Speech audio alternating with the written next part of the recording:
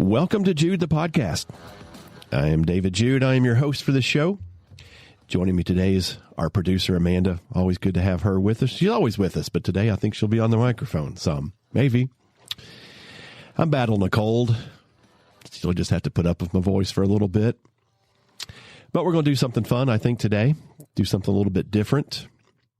But before we do that, as we always do, we'll start with thank you for all the listens and the downloads and the shares and all those things that you guys are doing to help us make this show a success. We've had a lot of good feedback, and it's been a lot of fun to do.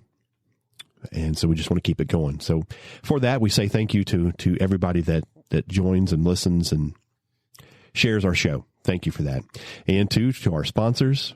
They're really what makes the show go round. And if you hear the commercials in here, then maybe you'll spend some time visiting each of those. Take advantage of what they have to offer. So we're very appreciative of them too. And as always, we'll have links to each in our show notes here. So yeah, good enough. We thought we would do something different today. We've had a show on our own in the past, but we thought we would do another one today. It's time to do that. And we thought we would spend some time talking about behind the scenes of a private investigation agency, firm, company, whatever it is that you're going to call yourself. We get a lot of questions about, oh, you're a private investigator. What's that mean? What do you do? All those type of things. So we thought we'd spend some time today.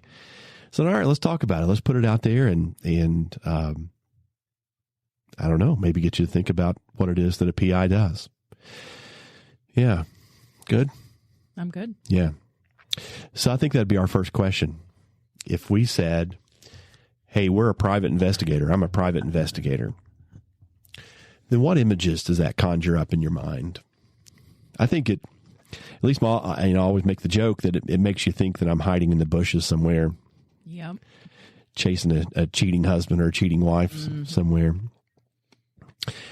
And, I say that joke all the time, but everybody agrees. They shake their head like, yeah, isn't that what you do? Yep.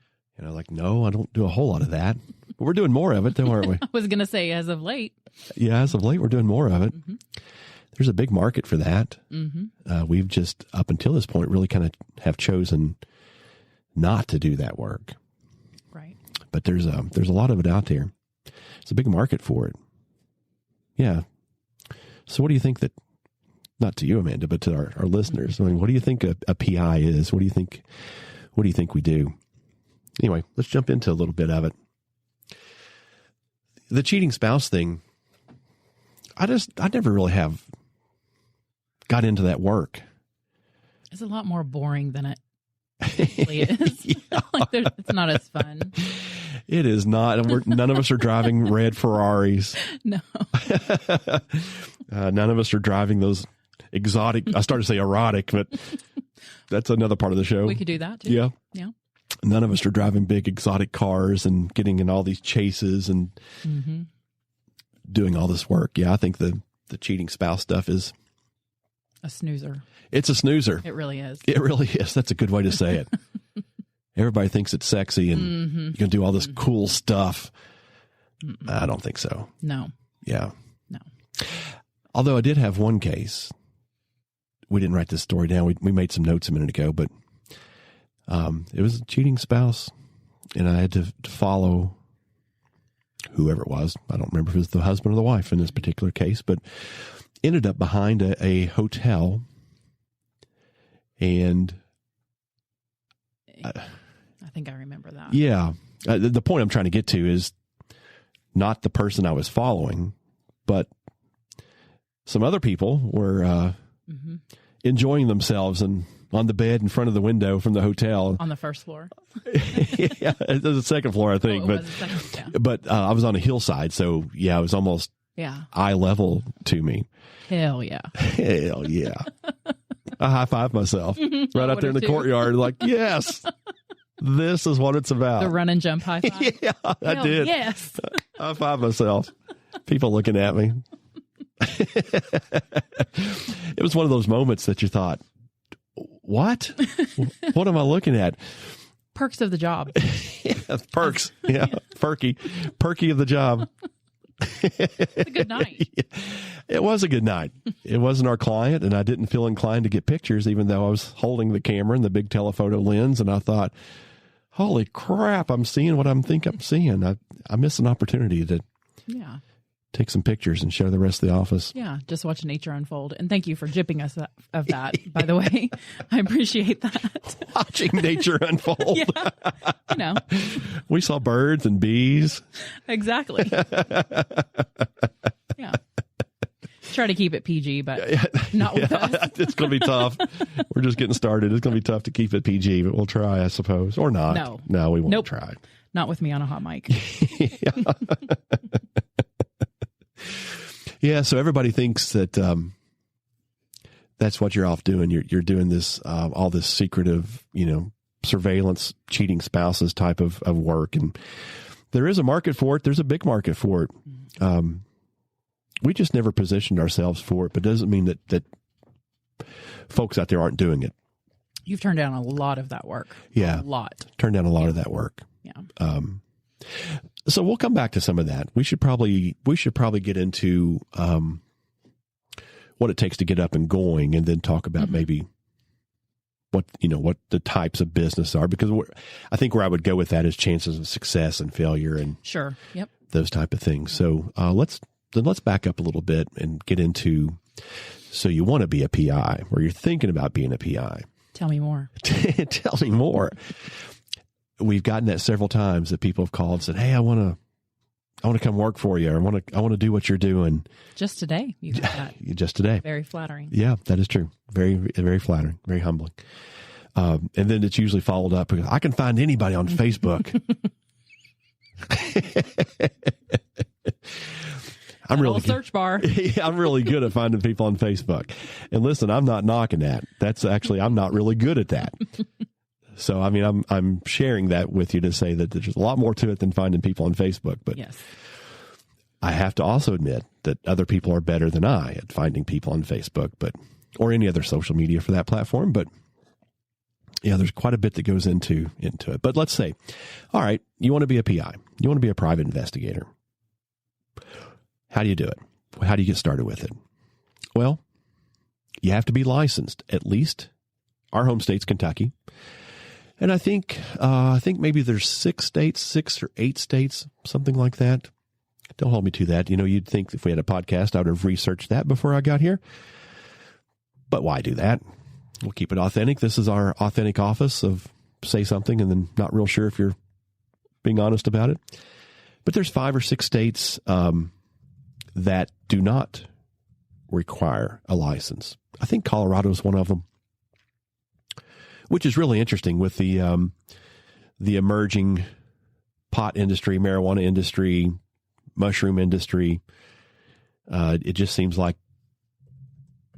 maybe there'd be more licensure. But anyway, there's several states across. So wherever you're listening at, you need to check in with your state to see if you need to be licensed or not. The rest of us do have to be licensed. What'd you come up with? Idaho, Mississippi, South Dakota do not require. Alaska and Wyoming do not require. So 5. Mm-hmm. Just on a really quick search. Yeah. Okay. And then right on cue, the one state that I mentioned that said you don't, looks like you do. So that's great. Maybe it does. I just didn't pull it up. Yeah. So you want to check to see if you need to have licensure.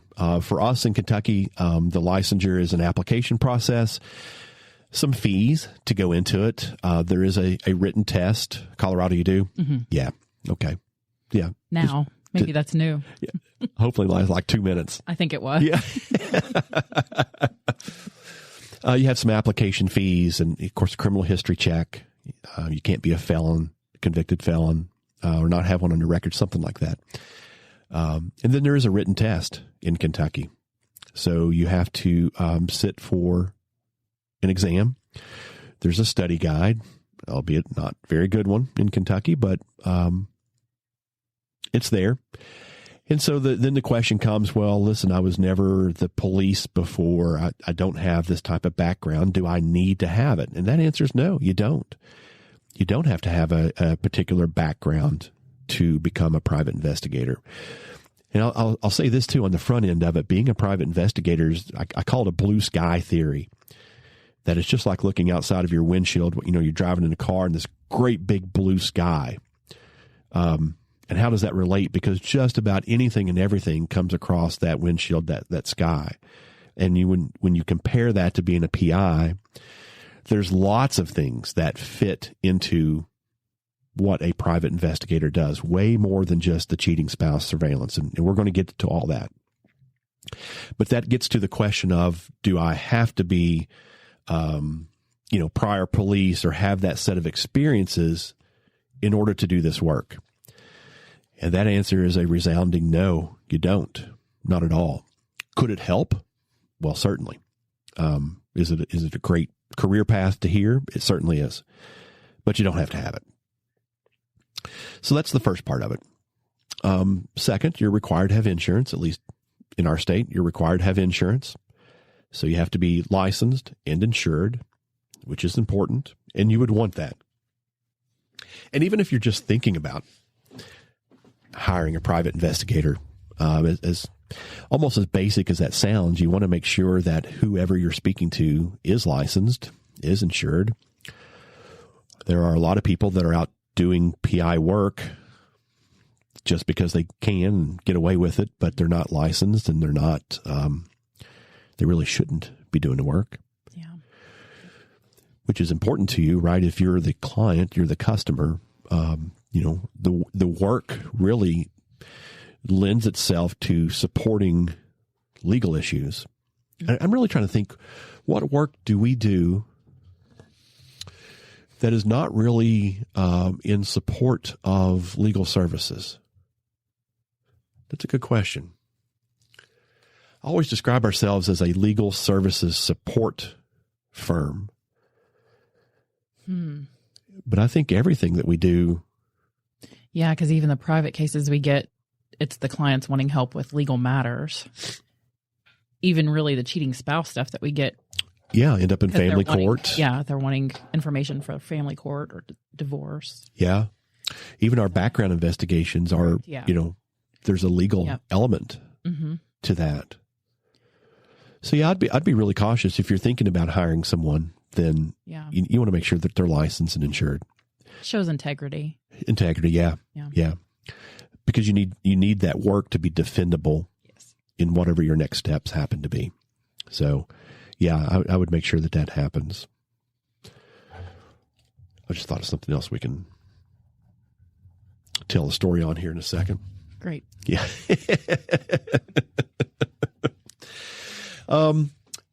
I think the next piece to it, so we have licensure, we have insurance, and you need to think about what it is that you want to, I don't want to say specialize, because I don't think you have to specialize really, but you may not be as strong in, let's say, criminal defense, because we're going to spend a lot of time there here in a second, which is where maybe that law enforcement background would come in handy for you. So you may not have that background, or you may just decide, listen, just because David doesn't like to do some of this stuff, I would love that. Mm-hmm. So you want to think about the areas that you want to specialize in and what your expertise is going to be, because you want to advertise and market to those that need that skill. So that'd be the next piece that I would tell you to give some thought about. What do I want to do as a private investigator, and how am I going to serve others in this role? And again, I'll say it probably several more times here. It's this big concept of, does it fit as a private investigator? And I say, we do criminal defense, we do state contracts, we do pre-employment background investigations, we do a whole host of stuff. And then I always say we just do stuff, and there's no real way to answer the stuff that we do. Transcription, legal nurse consulting, which isn't quite PI stuff, but right. The phone rings. We'll get 3 or 4 calls a week of people just saying, at least, can you help me with this? Yeah. And there's no way to answer that question until you just get in it and say, you're going to have to spend some time telling me what you need, because I don't know if I can help you or if I can't help you with it. Right. And, sometimes it doesn't really fall into one of the categories we just said. It's just stuff. Yeah. So the consulting piece. There's a consulting piece. The way I like to look at it. That's right. Yep. Yeah. And we do spend a lot of time. Sometimes you spend a lot of time consulting clients. Yeah, I guess I do, don't I? Which is, yes, very admirable. Yeah. Yep. Always. And you're great at it, which is why you get calls from Georgia and why you get calls from across the country. Across the country. Yeah. Yeah. You're very good at the consulting piece, as if I were to call it that. Yeah. Really just being a human. It's really just being a human. Yeah. Always wondered about the name, right? Our name came from, because I couldn't think of anything else to name the company. Original. I kept thinking of all these, awesome names, these names that had, emitted, I guess would be the right word, emitted strength and all these things, right? Conjure up all these cool images. Yep. And every time I looked, all those names were taken and domain names were taken. And finally I was like, hell with it. Just name it after yourself.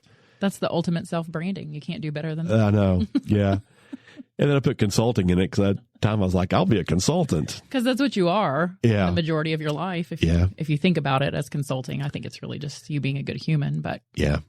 And oddly, consulting, you do consult a lot. It sure is. Oddly, I have never thought of that. Yeah. Until you just said it. Yeah. I was like, yes. Yeah. Actually, I do a lot of that. Yes. Yeah. Yeah. Yeah. All right. Areas of expertise that you're going to go into. What interests you about this job? I think you need to spend some time thinking about that. Yeah. And I'll say it again, it fits. So whatever that answer to you is, there's probably a place for you in the PI world, with whatever that is. So there's corporate investigations. There's, yes. Every company needs some type of, I don't want to call it internal affairs. That's a kind of a police term, but asset tracking, somebody stole our bulldozer. Yep. I've had that before. You sure have. Who do you call for that? Not the Ghostbusters. Yeah, not the Ghostbusters.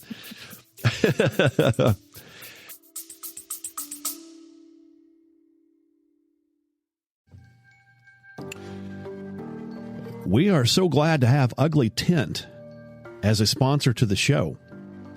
My longtime friend Kenny Dietrich is a subject matter expert in modern survival, bushcrafting, and preparedness.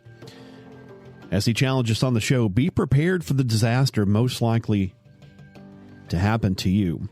But let me tell you, Ugly Tent is so much more than just disaster preparedness.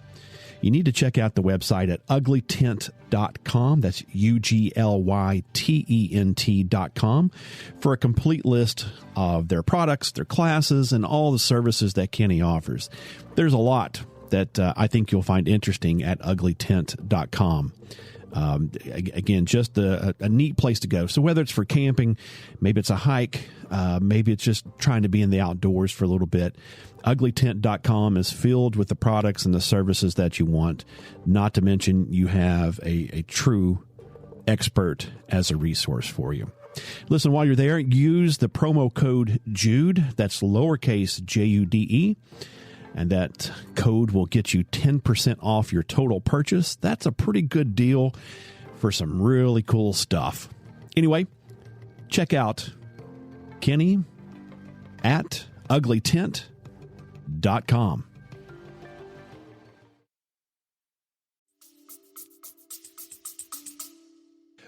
Yeah. So we get those calls and you spend some time thinking, but that falls under this PI world. It does, yeah. Yeah. There's databases and things that we have access to that a non-licensed person would not have access to it. And so we've all, how often we get this call, I did people search off of Google. Yeah. It said Delbert's living down the road. That's right. And you're like, okay. Yeah, let's start over.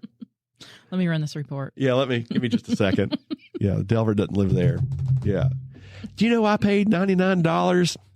Yeah. I could have charged you 15. Yeah, I could have made it a lot better for more you. Information. Yeah.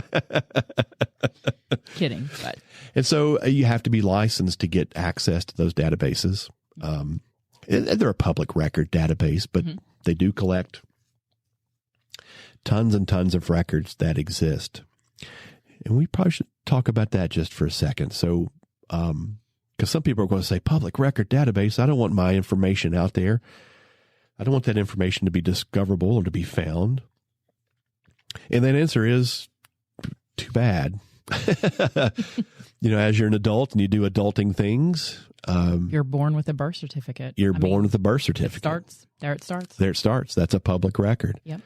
And so there is a trackable mechanism, I guess would be a good way to say that, for all kinds of stuff.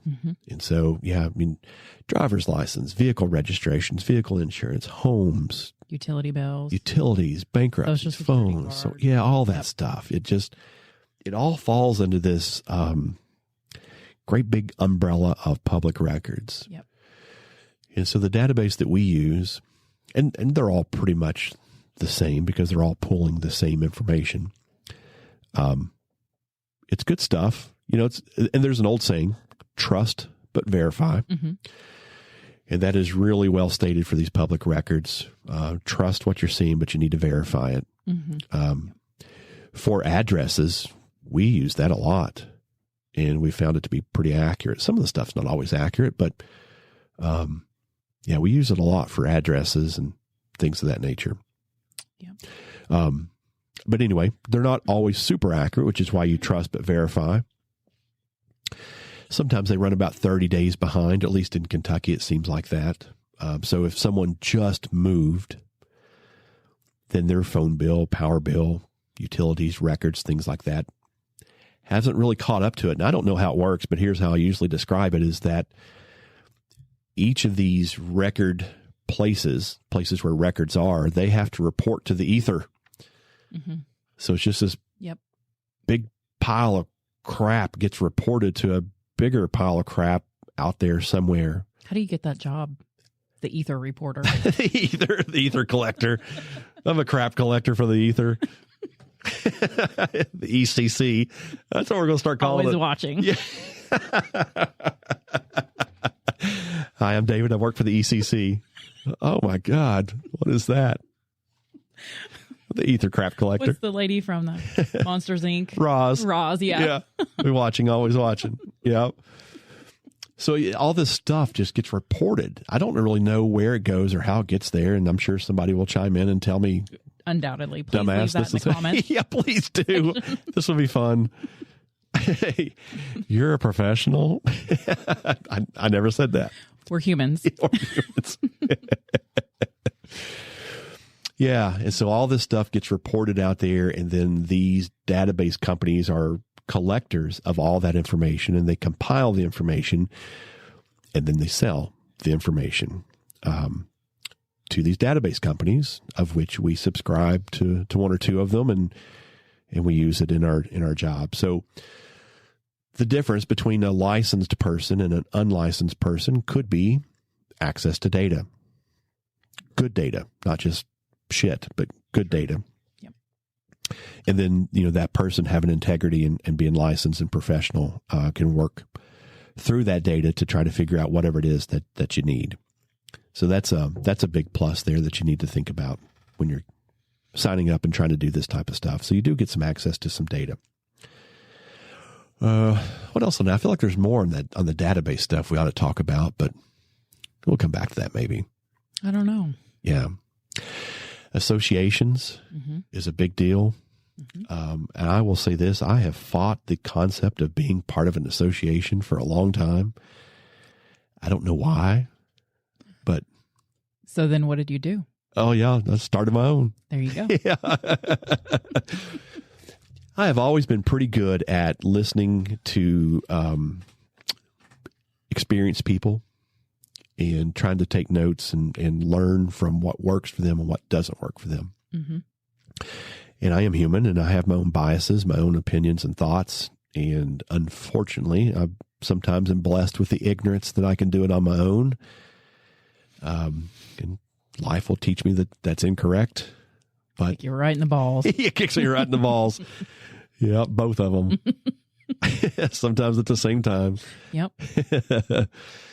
But I had a lot of people, and I've listened to all the podcasts and try to take in as much information as I can and always learn about, what's this profession that I'm in and how do I do it right and do it better. And the lesson was always, man, you have to be a part of association, multiple associations. Cool Kids Club. The Cool Kids Club. Yeah. And I thought, man, that's not me. I struggle in that environment sometimes, and I don't do real well with it sometimes. And really struggled with the value of it because you got to pay and, be part of it. And the more active you are, the more you get out of it. Right. But sure enough, that's what all the lessons were teaching me. And I tried to join a couple of them locally. And I think, unfortunately, for whatever the reasons were, one had gone away, but one was in its waning stages of life, maybe the best way to say it. Mm-hmm. And I got signed up enough to send in my money. And that was the last of the communication that I heard from it. So I thought, was your check cashed? Well, I assume so. Yeah. Yeah. Let's say yes for the story. Yeah. They took the money. Mm-hmm. I even offered to take over, or not even take over, but just be involved. Like, hey, I'm new and here's some energy. Mm-hmm. Can we get it going? And got nothing back. Yep. So I did what I normally do, which is, hey, I'll do it. I'll take it on. So we launched an association in Kentucky. Yep. We've had that now for 2.5 years. Is that right? Yeah. Yeah, I think so. Yeah, we're at least 2 years into it. Something like that. Something like that, yeah. First conference was last Yeah, spring, so a year ago. And you had it for about a year before that, yeah.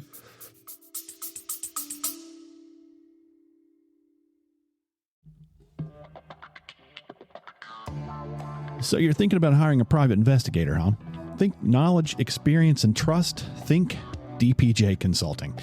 Listen, we're the folks you want on your team.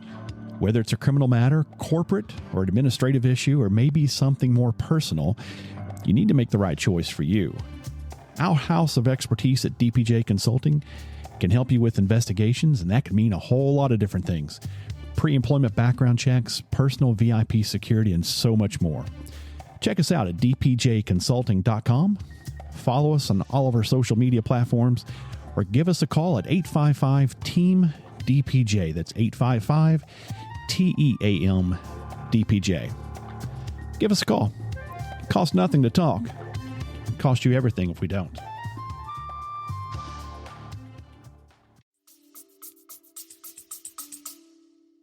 Yeah, I think we started in May or something like that. So we're coming right up at 2 years probably. Mm-hmm. And that's been very successful. It's been super successful. Mm-hmm. Yeah, there's a great group of people. Let me sidebar for just a second, talk about leadership. What I learned in all the leadership stuff that I was doing is that even your worst employee wants direction. I mean, people want direction and they want these things. And so as leaders, you're looking for how do I involve and how do I encourage and motivate, inspire, and all these different things that you want to happen. And that's really what that association is doing, is it's providing a way to connect and a way to network, a way to learn, a way to ask questions, all those things. And Kentucky was missing it. And so at this point, I'd kind of said, well, okay, I see some value in it. So let's start it. And we did. And I did through surveys. Yes. Amanda will tell you, I drag my feet on a lot of things. I analyze a lot of things, overthink a lot of things. I'll let you have that. Yeah. I just bring up the rear or help you finish it. Something like that. Sometimes you need help finishing. Yes. Yeah. Edge it to death. And just finally finish the project. Yeah. Please. For the love of God. Finish. Just finish. Can you just finish, please? Yeah. Yeah. So we got it started.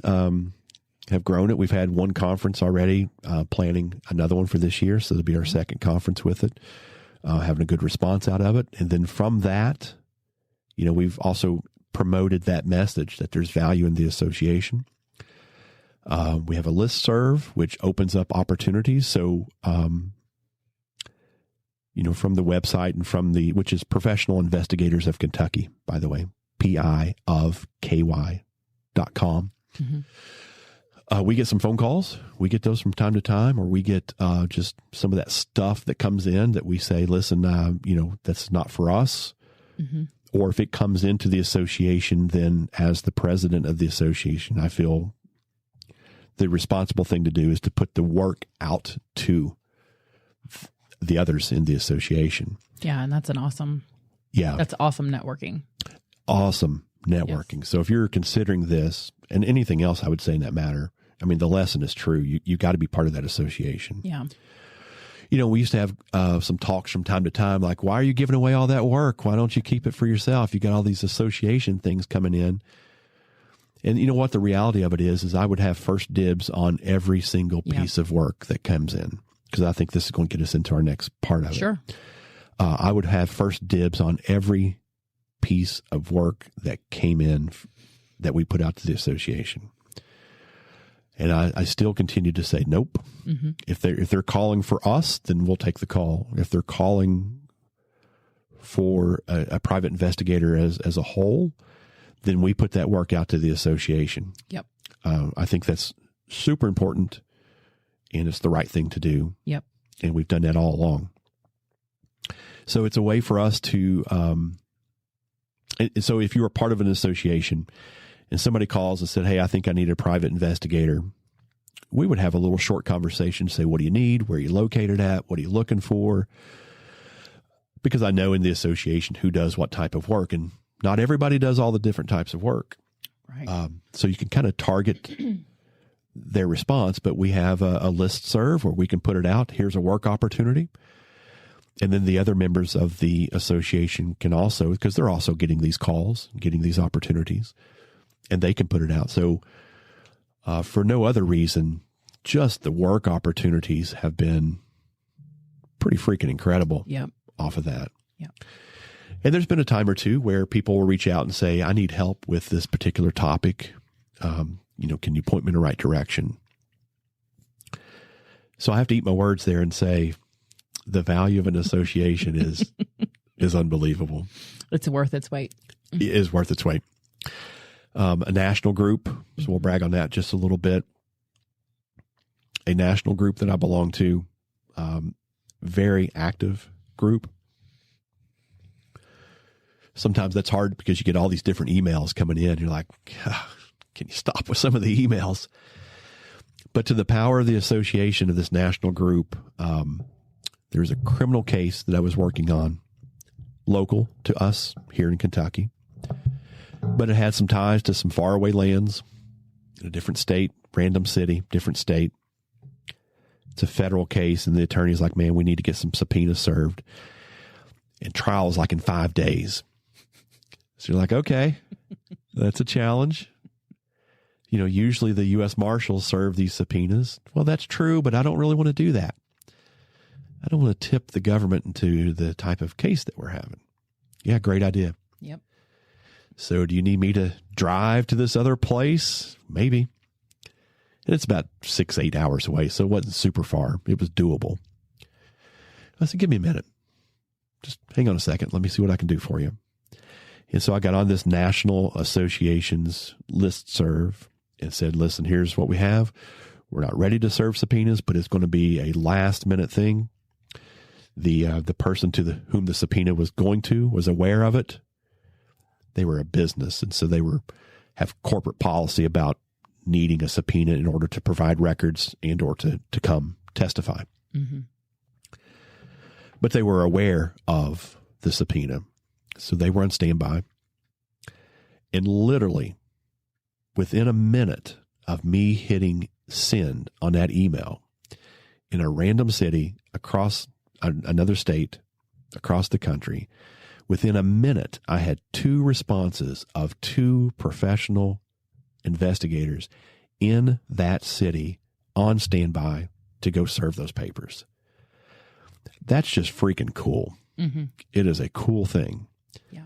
End of the day, we didn't need them. You know, the case settled itself out. But to the point, as we talk about reputation and brand and all those type of things, to the point, the point was made to the attorney because less than 30 seconds later, I was texting him like, okay, 2 PIs are on standby. We're waiting on you.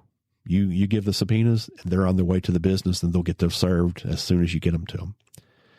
The power of the community. The power of the community. Yeah, which we talked about before, right? It's the power of the community. And so, yeah, those associations are connecting you to community here. Yep.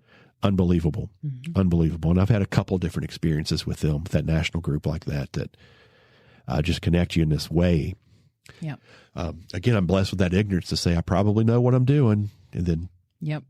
Life tells you, yes, hey, dumbass, you probably don't. So sometimes you just need to connect with other people, and that's through those associations. All right. So that gets us into reputation, I suppose, and how do you get started? How do you build the business? I was fortunate because I was able to call a good friend of mine to say, man, I'm thinking about doing this. What's it look like and what's it feel like? And how do you get going? And he was great. And he great words of encouragement. And I still speak to him often. And we share these stories to say, yeah, man, here's how it works. Plenty of business, in theory we compete, mm-hmm. but in reality we don't. Mm-hmm. Because that's always a concern too. What's my competitors look like, and sure, how am I positioned for them, and whatever else. And to be honest, we're really close by. We're in really close proximity. Excuse me. But you don't find yourself in those situations like that. It's an interesting piece. It really is. Yeah. Yeah. And he said, man, listen, this is how it works. And he was great enough to say, here's your first case, man. I've got an extra case. Have at it. And you'll build your own brand out of it. And that was the truth. Off I go and started working a case. And then the way it's really worked is word of mouth. You get the first case or two. You do good work, of course. And the next thing you know, your name's being passed around. On a federal level, even. Yeah. Yeah. Which is crazy. You should be very proud of that. Yeah. I'm very proud of that. Thank for you. Yeah. So, yeah, we could spend some time. When we get to the criminal stuff, we'll divide out the. I just needed to do a humble brag, keep myself employed. I'm kidding. Yeah. I'm totally kidding. Amanda will be the last one out the door. I'm just kidding. Yeah. Yeah. Chip will probably retire. I'll probably just walk away one day. Amanda can turn the lights out. I might do it first. Yeah, some days, right? Throw a wrench in your plan. Yeah. I probably won't be here long if you do that. I'm like, I have no idea at this point. Stacy will send me a text and I'll just walk out. Yeah. I'll be like, I got your back. He'll be home before 5. Yeah, he'll be home early because I quit. Yeah. He can't do it. Yeah. Oh gosh. Yeah. So for us, we've been pretty fortunate because it's been, name recognition and self-branding and building a reputation. And that comes back to everyone that's here truly believes in that. And so whether you have a staff or whether it's just going to be you have to know that your work product is your signature. It is your reputation. Yes. So if you do shit work, enjoy your short stay in this profession. Mm-hmm. If you do good work, the phone's going to ring again. And I'm terrified that the phone mm-hmm. will never ring again. And it rings multiple times every week with different opportunities. Yep. Even giving away stuff, it still continues to ring. Yep. And that's hard. But at the end of the day, when you reflect back on it, it's because of the reputation and the equity and integrity that we're putting into this thing to earn that. Yep. all of the good karma finds you back. It sure does. Yeah. How many times have we said, man, the universe will take care of you? It's a daily saying. Daily. Mm-hmm. Yeah. Some days you feel like the universe just shits on you. And it does. And it does. You need to be humbled. Not you, people in general. Yeah. And it keeps us Yeah. within the lines. Yeah, that's right. So Yeah, that's right. But it always finds a way to make things right, you know. So everything that we've given away, and I think you have to truly believe that. yes. You had to start truly believing that. Yeah. And it started happening. I watched it. Yeah. I watched it right here Yeah. Real time. as you have a huge smile on your face, Yeah. knowing I'm right. Yeah. So there's I've always believed that, but it presents the universe correcting itself and helping you presents itself in different ways. And I know we're kind of squirreling here a little bit off PI, but really we're not, because we're talking This about has everything to do with reputation. and self-branding, et cetera. We say it often is, the more you give away, the more you get back. And I truly, truly believe that for a long time. The more you give away, the more you get back. If you're sincere and correct, you're genuine, yes, and your heart's in the right place for what and why you're doing, you get those things back. And that proves itself almost daily. I was going to say, and if you haven't, then Yeah. Yeah. So, as you're considering what we do or what you would do as a PI, you just have to know that your reputation is what makes you. Yes. I'm a huge stickler for work product and a deliverable that your client will get. But even that speaks to your reputation. Correct. Yes. Because if you deliver a crappy product, that's going to be your reputation. Yep. I remember when I first moved to our hometown now, of course I was working a different career, but that was one of the first things that was said to me when I got to that town was, oh, yeah, your reputation precedes you. Of course, I was young at that time. I was like, what the hell does that mean? Right. What reputation is that? Yeah, it's scary on its own. But that's really how it works in this industry, this profession. For sure. Yeah. Yes. We've done very, very, very, very limited advertising. Oh, gosh, yes. I mean, very limited. As far as paid ads, one or two small. I was going to say maybe a Facebook ad Maybe. or something, but Yeah. Now, prior to that, I would stuff envelopes, right? When I was by myself, if I had dead time, and I did when I first got started. of course. Yeah.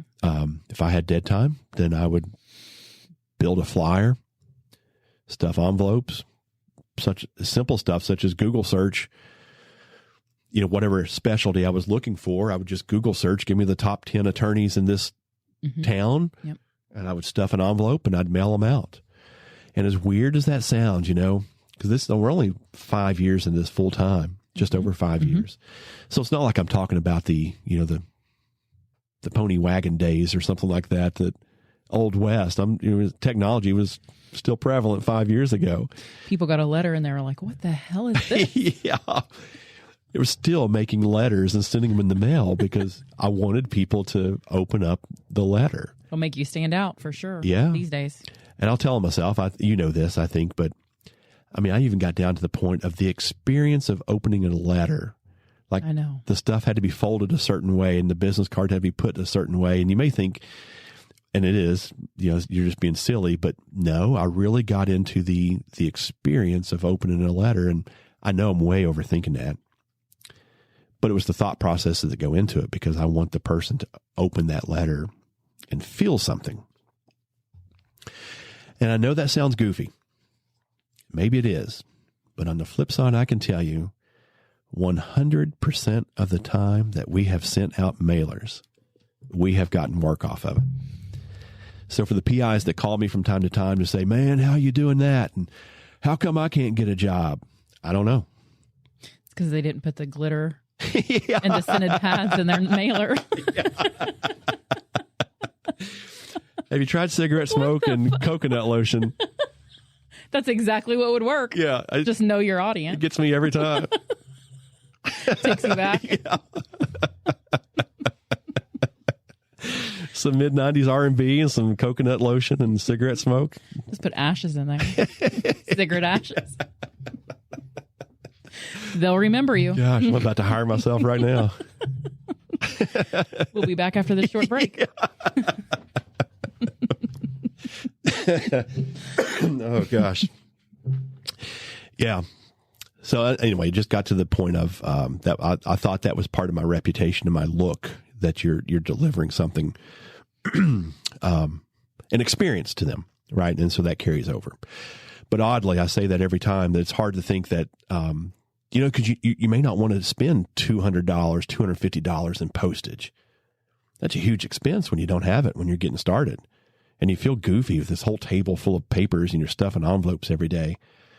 And you get so concerned about how does it look, all these things. But, if you get one job off of that $200, you well made your money back off of it. Mm-hmm. Yep. And 100% of the time, we've gotten work off of stuffing envelopes, as goofy as that is. Yep.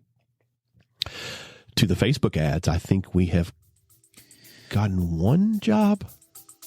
We've gotten a bunch of phone calls.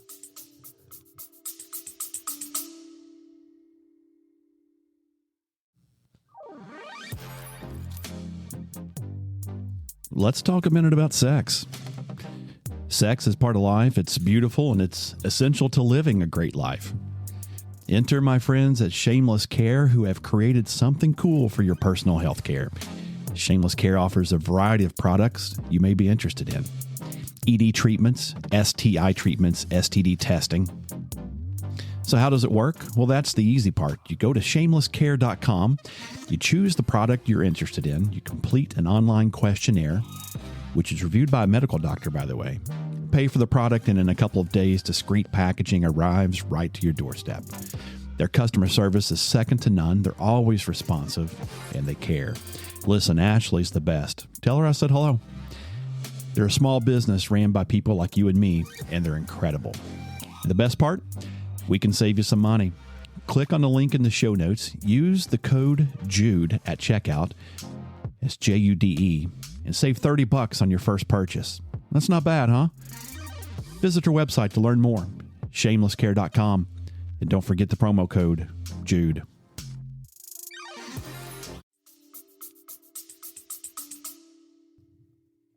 I think At least one, if not two. And then recently calls off just TikTok videos you've done. Yeah. Which is not advertisement, literally just having. Yeah. So, Yeah. we'll come back to TikTok. The Facebook, why don't I advertise a whole lot there? Because we've not really gotten the business off of those ads. Mm-mm. Now we've been marketing to a different type of, Yeah. type of work. Yeah.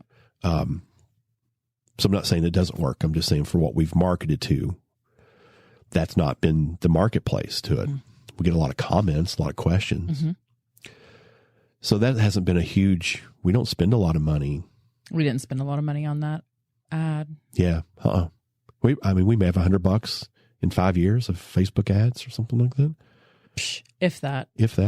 Yeah. Because we don't run them long, and they either hit or they don't, and there's no sense continuing it out there. And somebody will tell me I'm wrong because I need to stay in the algorithm or whatever. But yeah.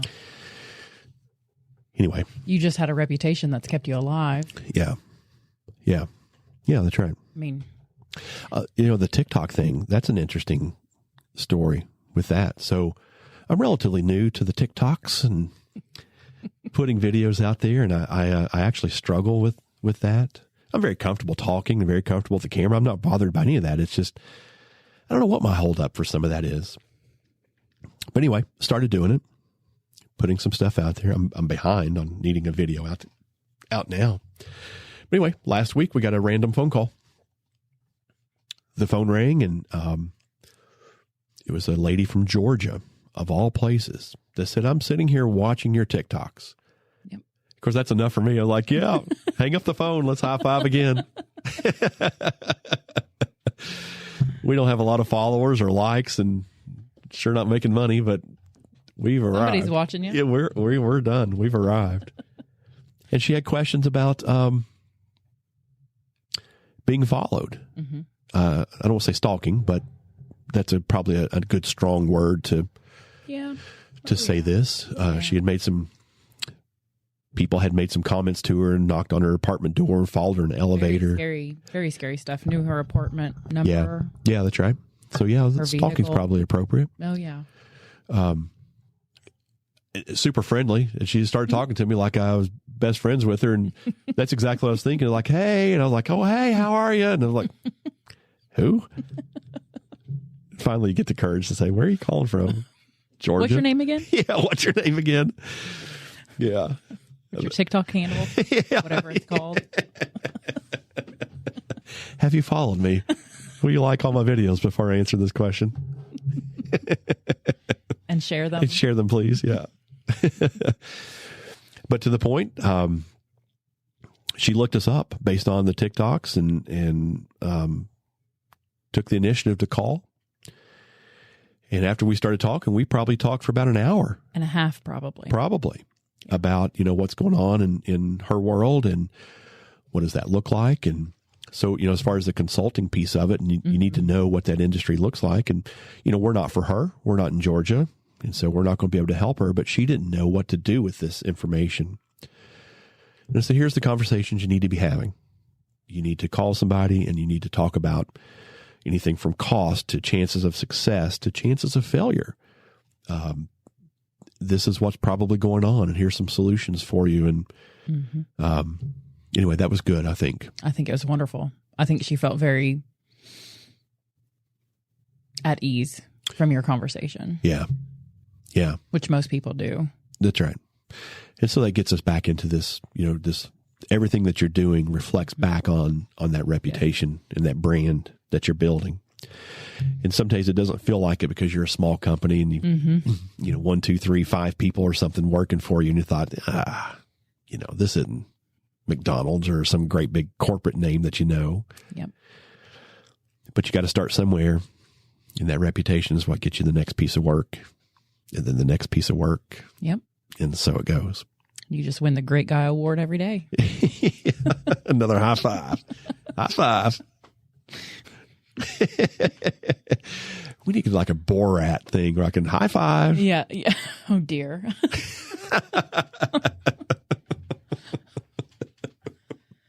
I'm on that. Oh, my gosh. Yeah. Okay. So then the next question probably comes up to then how do you get paid? Mm-hmm. Yeah. Whew, that's a good one. Yep. A little bit of every way would be a good way for that. And I don't mean like checks or Venmo or those things, but all that would work. I'm not talking about physically getting paid. I'm talking about who hires you and what does that look like? And so there's really 2 or 3, maybe more ways of doing the work. We work, a lot of ours is on billable hours. So you can think like an attorney that, charges per hour, right? And so we have a lot of that work where we get paid that way. In some cases, we'll do a retainer. So they pretty much got to buy a bucket of hours up front. Because believe it or not, we spend some energy chasing down invoices and people who don't want to pay. How much of your time do you think you spend chasing down invoices? A good amount? Depends on what attorneys I'm invoicing. Should probably edit that out. Yeah. Yeah, no names. It's part of my weekly schedule. Yeah. So Amanda she's our account manager. The first hire that I made here is I got to a point where this thing let me back up. I got to a point where I had like no business and I didn't know if I was going to make it. And then the universe set me in the right direction. And then I become swamped with work. And there's always an administrative part of the job that has to happen. You got to make invoices, you got to send them out, and you got to collect them, and you got to go to the bank, and you got to fix the printer, and you got to do all this stuff. So you can't do everything all the time. All of the non-billable stuff, right? Yeah, that's right. Nobody pays you to fix the printer. But you can't print out envelopes to mail out to people to get jobs unless the printer's working. Yes. And there's times where you're like, yep. Damn it, I'm out of toner. So I got to drive to the store to get toner. Yep. Anyway, Amanda was the first hire that we made and said, listen, I need you to jump into this thing and really take ownership of it's the administrative side of the house. It's not to say she's an administrative person. It's to say there's operations, there's administration. I'm the catch-all person. Catch-all. Of everything. Gosh, yeah. But she really runs the administrative side of the house. And that includes a lot of stuff here for us. Mm-hmm. There's a lot of stuff here for us. The catch-all person. God. I don't even know how else to say that. No, that's appropriate. And if you're sitting here listening to it, like, what's he mean by catch-all? That's what I mean. Literally all. Yeah. Yeah. She catches it. All of it.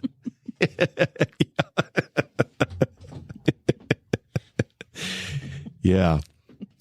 So, and part of that includes, our billing and our invoicing and getting those things out. And you may not need that up front, but at some point, let's hope that you do. For sure. Yeah. That's a great problem to have. It's a great problem to have. Yes. Yeah. But you run into you run into times where those invoices don't get paid. Correct. Yeah. For whatever reason.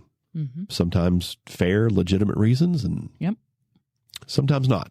Sometimes unwillingness to just pay it or read your emails or, all of those things. Yeah.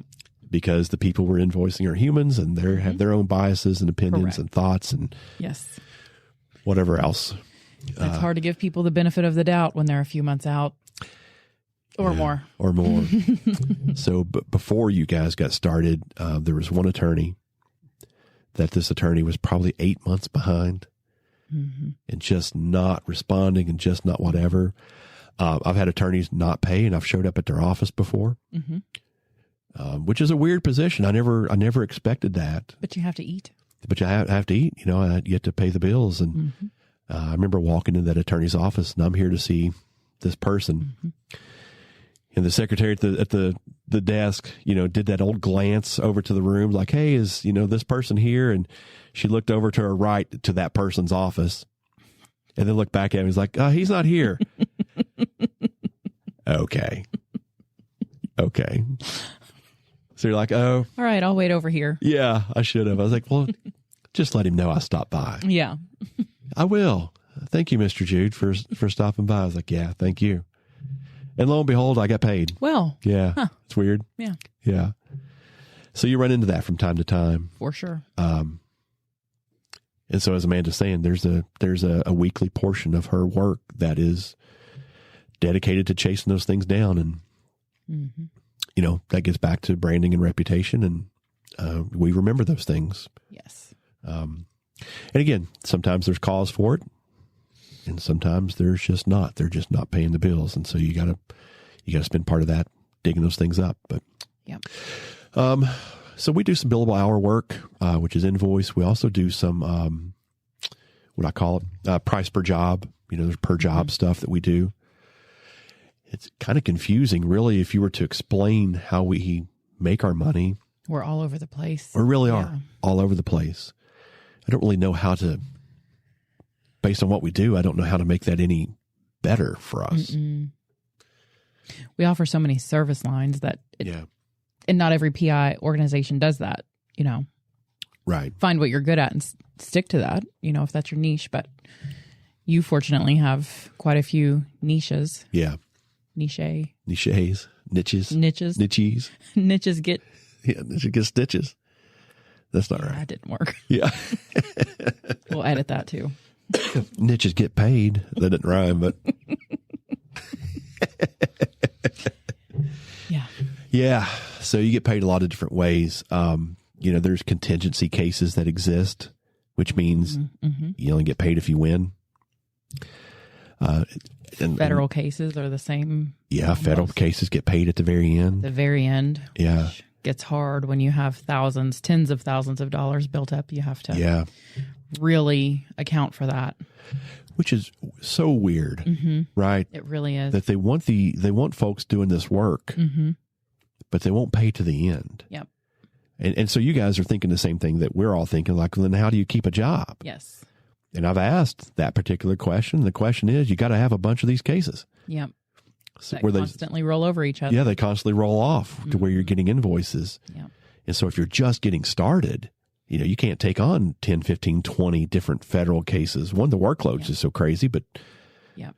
you just got to keep working those things until you have enough of them paying. Because I remember when you were put on the federal list and you first found that you were put on the federal list for not just expert witness, which is different than PI, but for federal investigative stuff. My gosh, we celebrated how many high fives that day? Because that's a huge compliment. Yeah. That's huge. It's a big deal. Bigger than you want to give yourself credit for. Yeah. Then you found out that you were actually on a database from the attorney. That's a big deal. Yeah. And then what a kick in the balls to find that you do tens of thousands of dollars of work on this case and you're not getting paid for it. Yeah. Until I submit the invoice, and then probably 3 to 6 months later. Yeah. After that. Yeah. And she's right. So 3 to 6 months. And that's reality. It's reality. Yeah. And so it's hard to stay in front of that work, because you have expenses and bills and you got to put gas in the car and food on the table. And so some of those things you really need to understand. So if you're thinking about doing this, you need to have those conversations up front with whomever is going to hire you to say, don't be afraid to ask, how does this work? How am I getting paid? Yeah. Don't take that for granted, because some of those cases get really complex. Yes. And some of those cases will take years before they go to court. Yep. And then you don't get paid for 3 to 6 months after it gets settled in court. So, yeah, it's cool and sexy to get some of these things, but you have to think about, how am I going to get paid at the end? Yeah. And I'll say this, the federal cases are fascinating. They're always complex and they're always different. They got just different things about them than we see on the state level. And I enjoy them. But man, it's tough because you just have to wait those things out and wait to get paid on some of them. Yep. That's really tough. It's a tough place to be. Yep. So getting paid can take a lot of different ways. You can do a cash up front, like a retainer, but you can do a cash up front. You buy a bucket of hours, you buy a bucket of work, and we'll deliver it, or you can set up an invoicing system. So again, it's one of those answers that you just need to define it to fit best for what you're doing and for your company. And for your company. How you thrive. Yeah. Financially. Yeah. But it's a challenge. For sure. It's certainly a challenge. It's a real challenge. It's a challenge we talk about all the time, that there's got to be a better way. Yes. And here we are. Yep.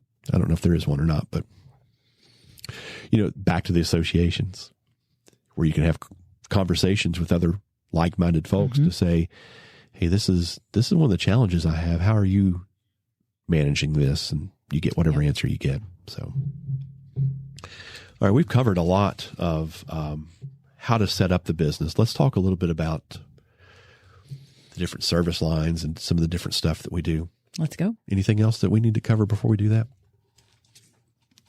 Not that I know of.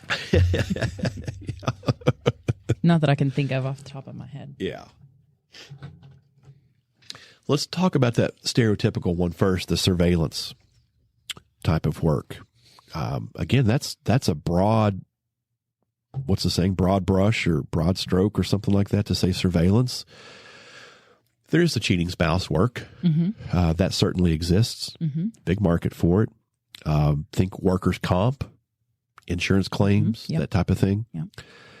And we're starting to get more of those phone calls coming in to say that Johnny or Delbert has filed this civil suit or this lawsuit and they're claiming all these injuries. Can you just go out and see if he's actually injured or not? Yep. So you get some of that comes in. I don't feel too bad about that work, because there is a purpose behind it. We've been fortunate so far that the attorneys that have called us are accepting of whatever that answer is. Even if Johnny's really hurt, they want to know that. That's an important thing we should talk about. That's an important thing, is that most of the people that we've worked with legitimately want to know the truthful answer. So it's not like they're asking you to create, a weird answer or create something for them or, make up a story. They truly want to know. And so if Johnny's hurt, then we want to know that. If Johnny's not hurt, we want to know that. Right. So that surveillance can take on a wide variety of stuff. Equipment. What equipment do we use for surveillance? We've got some cameras, got some steel cameras, got some GoPro type stuff that we can mount somewhere. We have some field cameras that we can deploy if we wish to. But that's more challenging than you think it is. Mm-hmm. Again, it's not like on TV where you can, just take a one blanket approach. There's always some weird set of variables that you have to, I guess, know how the cameras work and know what the desire is for the case, and then figure out what the best answer is. Yeah. Video cameras, of course, we use some of those as well. And then, of course, with our phones, phone technology's pretty freaking impressive when it comes to picture taking and videos. Unfortunately, easier and doesn't cause alarm. It's not like I got a big telephoto lens hanging out the side of my vehicle. Yep. That would cause the neighbors to like, what in the world? Yep. But a phone's no big deal with it. Debugging tools. Yeah. Bug finders. Yeah. Bug sweeps. I'm shocked at how often we get those phone calls that people think their home, car, or office is bugged. And I used to think, I don't know about that. But there's a lot of that work that comes out. Mm-hmm. Tracking devices for vehicles or people. Those are simple. You can get right on Amazon, spend less than $50, pay the subscription, of course, and you can track any vehicle you want. Mm-hmm.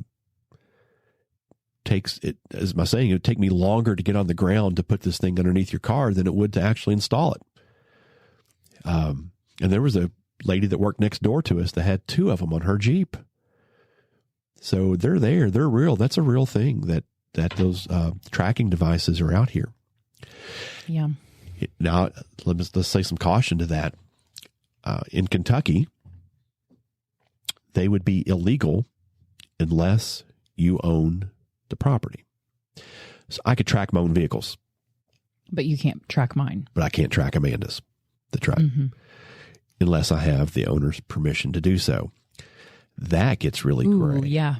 Because you start talking about spouses and divorce and whoever else. You start marching into this gray area of, well, I technically own the vehicle. It's in my name. And it may be. At least this is how we approach it. It may be, but you give your wife or husband permission to drive it and they use it as their own. And I'm not an attorney, but my opinion is that gives them some ownership of it. Mm-hmm. And for us to protect our brand and our reputation, we don't get involved in those. Yeah. I'm just not comfortable getting in there to say, well, technically your name's on the registration, so therefore it's good, because there's going to be a counter argument to say he hasn't driven this vehicle in 5 years. It's mine. We don't even live together. So we don't get into that. Now, some states I don't think have that requirement. I think some states, these tracking devices are legal. And again, check your local laws. You need to know those things. Yeah, because that can be really scary. Yeah. You're talking about putting yourself, you'd be committing crimes at that point. So you would be, eligible to be charged criminally for what you think you're doing a good service for. So we don't really get into that type of work too awful much. There's just a lot of gray area there. You could sell them. You could sell those tracking devices. I think there's probably a small market to purchase those. But I don't think we would see enough return to get into that, because you can get on Amazon. You can get a tracking device here tomorrow. That's like a dark market. Yeah. Ooh. Yeah, it kind of is.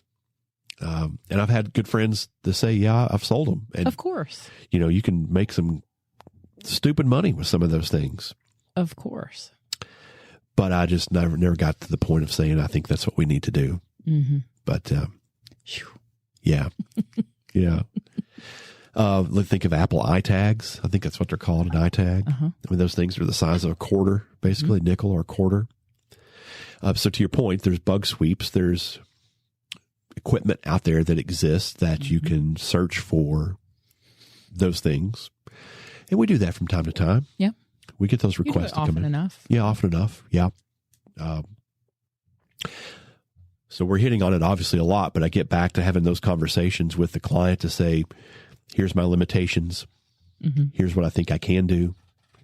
Here's what I'm not sure I can do. But here's what I promise you I will do, and I'll deliver this for you. Yep. And so if you're doing this, or if you're thinking about hiring a private investigator, that conversation needs to happen. They need to understand what you can do and what you can't do. At least that's the way we approach it. And if the client wants to engage with us, then they know what their likelihood of success or not success is. A bug sweep, gosh, I'm spending easy an hour with a vehicle. Oh, yeah. The way those things work, they attach with a magnet most of the time to the bottom of the car. The easy way to say it is anywhere that you can reach under the car and a magnet would stick is a potential location for those things to be affixed to your car. Or if you're an Uber driver, it's easy to get.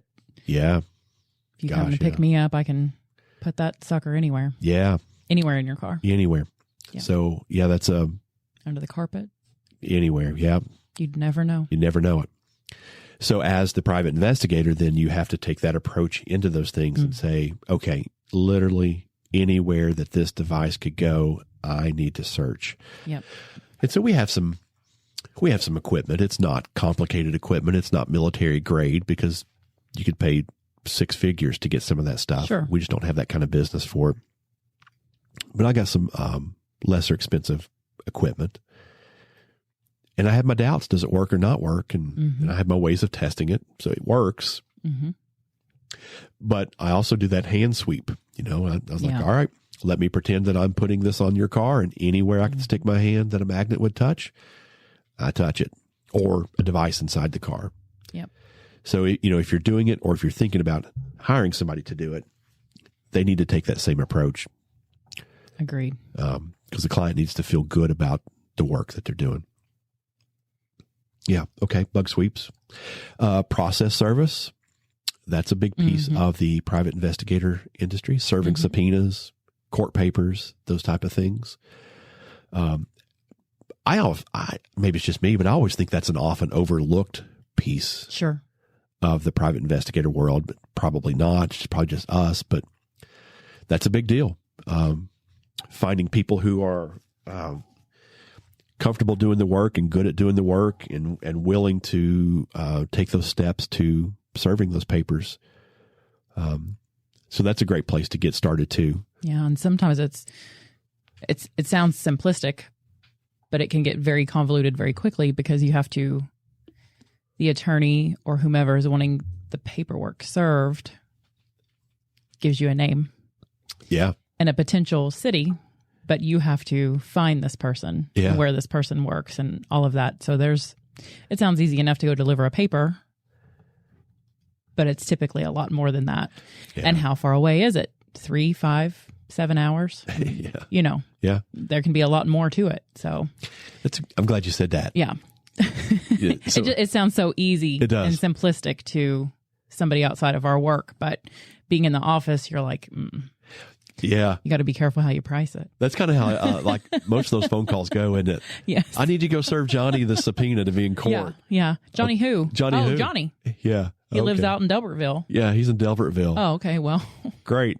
Do you know where? No. That's why I'm calling you. Yeah. What's Johnny look like? Oh, I don't know. What's Johnny drive? Don't know that either. Where's Johnny work? Yeah. Oh, yeah. That's why we're calling you. Yes. Yep.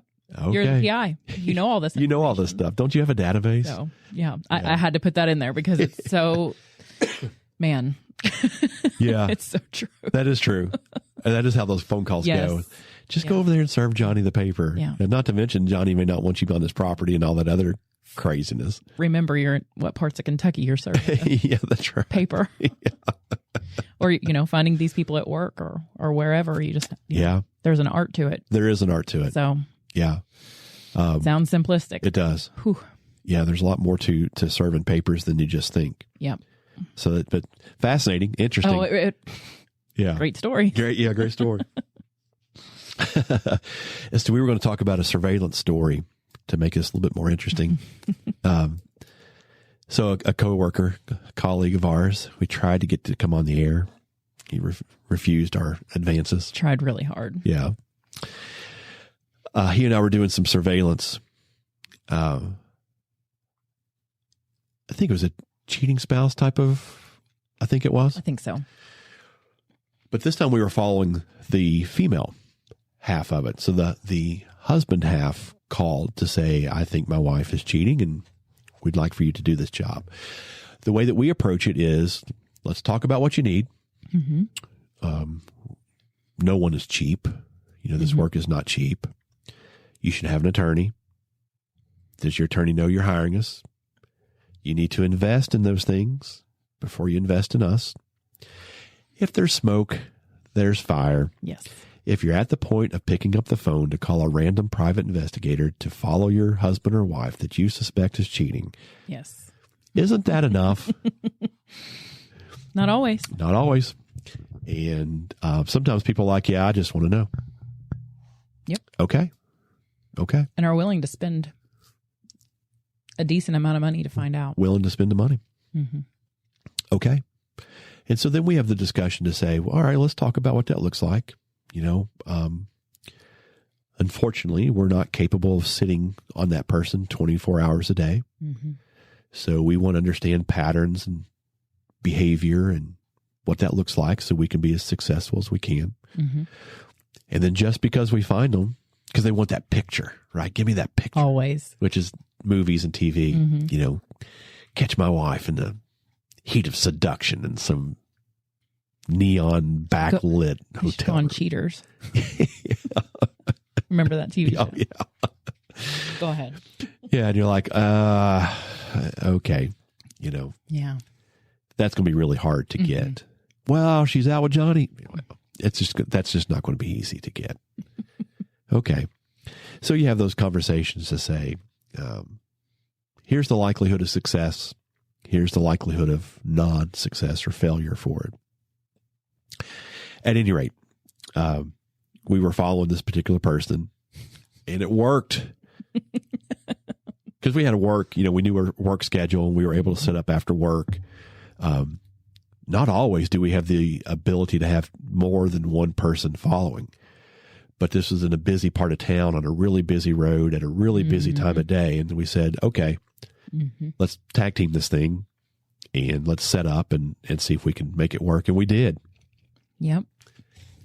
And so the first time, because we followed her twice or three times, the first time she ended up going to a restaurant and meeting a friend. So my colleague and I went inside and you're kind of like a little kid, right? You get so excited like a kid at Christmas. Especially you two. Oh my gosh. Yeah. So we ended up eating dinner beside the person that we're there to follow, which is, I'm having a good time telling you the story now, but it's just kind of this weird thing. But then you have to start thinking about, well, if that person leaves, you got to leave too. Mm-hmm. And so you got to, you got to ask the waitress, like, can I pay for my dinner? Like, yes, I'll have the burrito and the check. Yes. What? Or just, yeah. I need to pay for this up front. Like, just here for chips and salsa and a margarita. Keep the chips coming. Yeah, here's the money. So they're already looking at you like, what are you doing? Because nobody does that. But you can't walk out without paying, right? Because then you've committed a crime there too. So anyway, it was kind of fun to have dinner beside the person and be part of it. Another time for that same person, we lost them in a neighborhood. Mm-hmm. You're like, how can you lose this person in a neighborhood? But you'd be surprised how quickly traffic can get between you and the whole point of surveillance is not to be discovered. You need to do it confidentially and right. You don't want to be burnt. So yeah, that was kind of fun. We had a good time with that one. We've had that happen before. Yeah, we've had that happen before too. Yeah, it happens. Humans doing human work. Yeah, humans doing human work. It's exactly right. So yeah, that was pretty fun. That's kind of our surveillance standard to talk about that particular case, having dinner beside somebody. No, we're so excited about that. Yeah. We do a lot of pre-employment background investigations. I would tell you to be cautious of that because it should not just be that database report. There are a lot of groups that are selling that as the background investigation. And that's a horrible place to be. For sure. Yeah. Because those things aren't completely accurate all the time. And so you're back to, that whole idea of trust but verify. But anyway, we do that, and you certainly can do it too, but that's a good service that we offer. The other one is, let's get into criminal defense a little bit, I think. Let's go. Yeah. So we do a lot of criminal defense work. I never was sure if I wanted to do that type of work, but we do a lot of it. Feel like a betrayal from your previous career? It kind of does. Yeah. But Naughty. but it's fascinating work. Oh my goodness. Yeah. I think there maybe a resume does help you. So having a lifetime of law enforcement experience has prepared me to deal with criminal defense. I think if you did not have that, not that you couldn't be successful, but it would be a longer path to understanding all the different nuances that go into working criminal cases. But that's also kind of the sexy stuff that you see, on TV, is working this criminal stuff. So that's been good, and it's been a lot of fun for us. So we've had some pretty interesting cases for those things. What's that look like to us? Well, it's a mountain of paperwork. It's going through the cases and basically being a Monday morning quarterback. Yeah. Yep. To somebody at this point has already been arrested and put into the criminal justice system. And then you're hired at some point down the road to be their fact investigator or maybe mitigation specialist or maybe just some type of expert or consulting type of person for a case. And so it's a lot of case review. It's a lot of just reading documents and watching videos and listening to interviews. And just like we do for our favorite sports teams, you replay that game and say, man, if we'd only done this. And so it's a lot of that. But it's interesting too to see what's there. Especially when you start laying out the timeline of some of them. Yeah. Yeah. The players and everything. Gosh, in a previous life, I would have told you that, the criminal justice is pretty fair. Yeah. I'd have probably agreed before this. Yeah. And we have a similar philosophy and outlook on life, the world. But doing criminal defense work is just jaw-dropping at the stuff that we see every day. So I love it. And so you'll hear it in my words. I'm obviously passionate about it because it's just so interesting, but it's also been my whole life. Yes. And so just the stuff that comes in here, criminal defense-wise, is pretty interesting. We have stuff like not only do you review the case, the paperwork, the audio, the videos, all those type of things, but you're also going to the scene, looking at the scene. Oh, yeah. I'm going to call it a misperception. Is that the right word? Misperception? Is that a word? Today it is. Yeah. Yeah.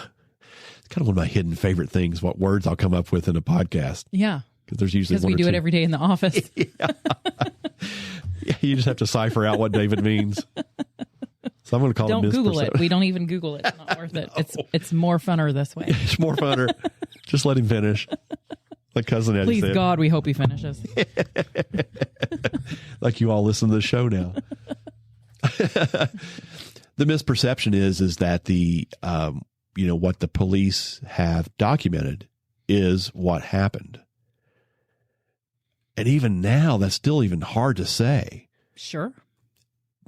But I can tell you that is not always the case. Yes. And the cases that we get are not the easy ones, right? Because those work themselves out in court. If Johnny did it, Johnny says he did it, and all the evidence says that Johnny did it, we're probably not working that case. We get the cases where we're not really sure that Johnny did it, or maybe he didn't do everything or something like that. So you got to work your way through some of this stuff and figure out what is really happening. So that's good. And part of that is going to the crime scene. And so we made a note here to say, going to the crime scene. It's not like on TV where the body's still laying there on the floor and like, thank God David's here. I wear my trench coat and smoking my cigar. Magnifying glass. Oh, the magnifying glass. Oh, yeah, to look for all those clues. Yeah, the Scooby-Doo van. Hell yeah. The mystery machine. Yeah.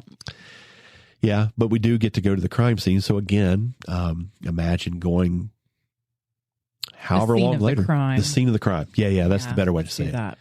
You go to the scene of the crime. Yeah. Sometimes it's relatively fresh. And by relatively, I mean probably several months old would be a relatively fresh one. So the likelihood of finding evidence probably not there, but we'll tell a quick story here in a second about that. But you need to have an understanding of what the scene looks like, because the photographs that the police take, oh my goodness, oh my gosh, Whew. are not usually very representative of what the scene happens to be. No. And one attorney, I won't mention her name, of course, but here we go. Yeah. She was laughing. Of course, I have a police background, so she was laughing at the police that in every police photo are their feet. I had never considered that before, but we look at that now on every single case that comes in, and just about every single time is a photograph with the toes of the police officer's shoes. Well, it's so he can prove that he was there, right? You can identify the officers by the toes of their shoes, right?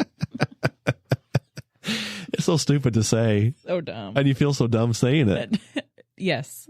But every case that comes in, you're looking for the pictures of the police officer's boots and the shoes, because they're taking something straight down and their feet are in the picture. It sounds so funny. And it is. Yes. Yeah. Where was I going? That's relevant. I don't know. That's another part of of being here at the office. Yeah, going to a crime scene. Was I on a story? Was I talking about a story yet? I don't think so. You were just talking about taking pictures of the scene. Yeah, you got to take pictures, because the police pictures aren't always representative of what the scene actually looked like. A couple stories with that you'll find interesting. There was one task that we had to photograph a murder scene. In this particular murder scene, if you were going to kill somebody and dump them in the woods to where they would never be found, this is where that location was. 100%. Yeah. If you were to say, where should we do that? Where would be the best likelihood to do that? That's where this was. And so we loaded up the office and we armed all of us, and Amanda was our scout vehicle, and she dropped us in and picked us up later. And about three of us, we hired a land navigation expert, which is our friend Kenny from Ugly Tent, and said, your job is to take us to these coordinates, these GPS coordinates. And when I say I want to go to those coordinates, I mean those coordinates, not close. Yep. Not so many ticks off. I mean those coordinates. Because the police have used those coordinates to document it. The truth of the matter is the police may have done their GPS coordinates at the gas station. Sure. They may have forgotten to do it at the crime scene. And so you don't know. So it gets to the accuracy of that work, right? And so, well, our job, and this was however many months later, this was a long time after the murder had happened. Our job was to find at least a whole year, because we decided all the seasons had gone through. Yeah, good point. That whole year, which is relevant to what you're fixing to say. Yeah. So a considerable amount of time. Meaning leaves have fallen, grown in, fallen again. Yeah. Continue on. Yeah. And so, Kenny came, and so it's good to have people that know things. For sure. It's like, your job is to take us to these coordinates. Even if there's nothing there, we want to document where these coordinates are. And then Chip was our armed lookout, because this is a place where 3 random people just don't need to be trampling through the woods. It's just, you just don't need to do that. And I guess we hiked about 1.5 miles up a fire road into the middle of the mountains of southeastern Kentucky, really not knowing what we're going to get to. And at some point we got pretty close, and Kenny's like, "Man, we're close. You know, is this close?" No, no. I want to get. Yeah, if this is where we are, that's fine, right? But I want to satisfy we have found those coordinates. So I don't care where we hike. I don't care what that looks like. If we're able to go, let's find it. I was like, all right, let's keep going. And we got to a point where he's like, man, here we are. The coordinates just happened to hit. I think he's on his watch. He hit some type of fancy gadget watch or something like that.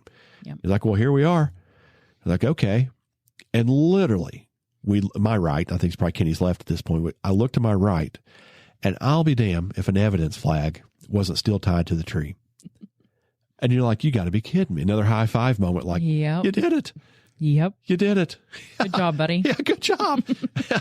Way to go. Oh, I knew we hired the right guy. Money well spent. Yeah, money well spent. And there we were. We found the actual crime scene, which matched exactly what was written in the case. And so we did our part, which is to photograph it and to document it and to put it into a version that our clients could make sense of it. Because, you know, if you think from the attorney point of view, they're sitting in an office. Yep.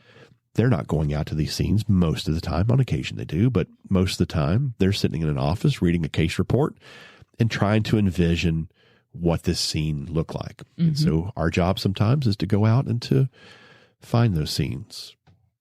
In that particular case, we end up finding a piece of prospective evidence. Yeah. And so you stumble into this idea of, what do you do now? What do you do with that piece of evidence? What are you supposed to do with it? And so you have to make some decisions. Yep. To say, do I collect it? Do I not collect it? In the criminal defense world, that is a whole strategy of its own. Woo. Woo. Do you collect it? Do you not collect it? We'll save that for another time. But that's a whole different strategy as far as the way the defense attorneys are thinking about that topic. But so that was a good one for us to hike in there, to find the scene, to be able to document it, and then you know, provide that to the client to say, yeah, we actually found where this location was. So that was a big time. It was a great time. Yeah. Another scene that we did was a father-son domestic violence, a situation as tragic as it is, where the father shot and killed. I'm sorry, the son shot and killed the father.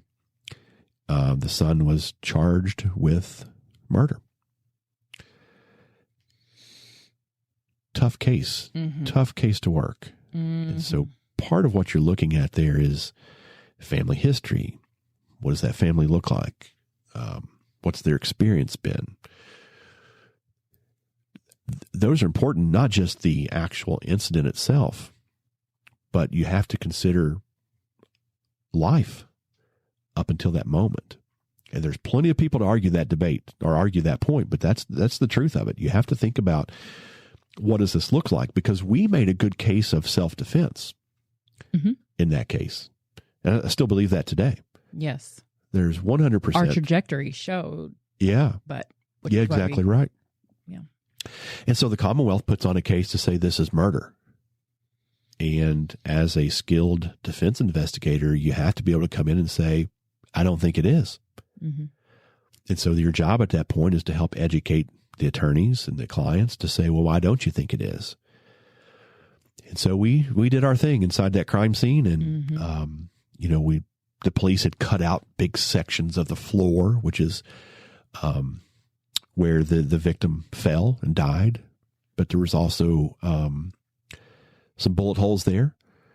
And so we looked at trajectory of the bullets and, you know, what does that whole thing look like? And anyway, we put together a good theory of what happened inside of that. And not just a theory where you look at it and say, yeah, that's our story and we're sticking to it.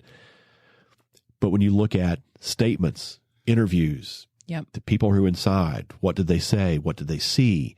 What did this whole thing look like? What was the family environment before this shooting happened? Sure. Yes. What was the mindset of the people inside of the house, and how does that whole thing apply?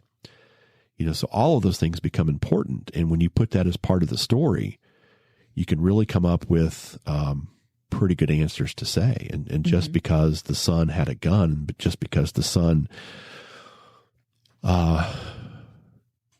it's a gruesome scene. I'll spare you some of the details, but it's a gruesome scene, multiple shots. And that's offensive, right? We had a mannequin. Especially between the floor. The shots are between the floor and the wall. So it makes it seem a little more gruesome. Yeah. Go ahead. I think we can say without giving away too much. There's like 12 shots or something like that, 11 or 12 shots, something like that. Yeah. We had a mannequin, and so we would do like a Manny the Man crime scene. Well, if you ever see pictures of the podcast, Manny's standing over my shoulder in most of those pictures. We did some trajectory work on Manny the mannequin. Smiling for Manny. And we'd have guests come by the office from time to time, like, my God, what is that? Like, well, that's a shooting we're working. Oh, holy cow. They executed him, which was the words of the police and the attorney. Right? They got executed. Like, yeah, you think? Oh, yeah, it doesn't take that. It doesn't take that type of, look at all those shots. But then you have to think about a self-defense situation. Yeah. So then you spend a little bit of time, which is important, right? Because every guest that came into the office, who are they? A potential juror. And so, man, how valuable was it to hear that's their opinion? Hey, our attorneys, this is the court of public opinion that we're going to have to overcome. And then you start being able to craft a story that we felt was a great story to say, I don't think so. This is what happens in a fight. This is what happens in these type of situations. And if you were to see the Swiss cheese trajectory of our mannequin, your first impression would be the same. But at the end of the day, it was, we had a good story with that. And we put a really good self-defense case together with that. So yeah, seeing the scene of the crime is a pretty important part for us to get out and to do. One of my favorite parts, actually, where you get to really dig into something, just spend your time, engrossing yourself. There's another word I may have made up, engrossing yourself into. No, I think that's a word. Is that a real word? Yeah. Okay. I'll work on it for the next one. No, you won't. Into what the actual facts of the crime happen to be. It brings a lot more perspective. You feel the energies and all of that being present. I do. Yeah. You've had several cases where you've gone to the scene of the crime, and it brings about a whole different perspective. Yeah, it really does, doesn't it? In that particular case, one of the things that took us back a piece was the amount of gunshots from the outside of the house. And so when you walk into it, you thought, holy crap, look at this place. It is shot to hell. But as you dig into stuff, you realize those shots came from outside. Those didn't come from inside. And you start looking at it and you're thinking, why is that important? Because it's the relationship that family had with other people in the neighborhood. Yes. And so it starts putting a whole different light onto things. Fascinating. It's fascinating stuff. Yeah. Say it all the time. We've got some really fascinating cases that just come through this office. And, we're just one office of many. And I would dare say that others do have the same amount that come into this. Maybe we should do some case studies. Yeah, we probably should do some case studies, shouldn't we? What do y'all think? Yeah, that's right. Let us know. Let us know what you think. Yeah. Yeah, we should. We should do some of those. Yeah. Let's see. What else did we talk about? We've talked about some of the service lines. People ask all the time about, can you record me? Oh, yeah. Are you allowed to record a conversation? So Kentucky is interesting. Kentucky is what's called a one-party state. Right. So as long as one of the parties to the conversation is aware that the conversation is being recorded, it's legal. Meaning you can record me without me knowing because you know you're recording me. Correct. I can record you Mm-hmm. because I'm part of the conversation and I don't have to tell you. Correct. Now, not every state's that way, but Kentucky is that way. Mm-hmm. Now, the difference would be if I set the recorder down and I left the room, then it's criminal. It's eavesdropping. Right. But as long as I'm part of the conversation, or at least one person is part of the conversation, then here it's legal. And so that's a big deal. So you got to know those things. Yeah. You can't just sneak somewhere in and put a recording device somewhere, which is the sexy stuff on TV and the movies, right? I'm going to slide in here and put a bug in here and listen to what these people are saying. I'm going to catch them, sneak up and get them. Gotcha. Because here you just committed a crime in doing so. Yes. So there's a lot of challenges that go into it as well. Mm-hmm. Yeah. Mm-hmm. All right. I've rambled for a long time. You have. Yeah. What else we need to cover? What else? Some good behind the scenes stuff. What else haven't we covered? What have been some of the challenges in this profession that you've had? Do you have a specific that you're thinking of? Mm-mm. The challenges, I think for me, my first answer would be what I know versus what I don't know and what I think I know type of thing. Sure. Coming from the law enforcement side into the criminal defense side, I had some assumptions about the way things work. And those assumptions haven't always been accurate. A challenge would be how to, somebody calls to say, can you help me with this job? Mm-hmm. And maybe we can, right? Because you have that conversation to say, am I the right person to help here?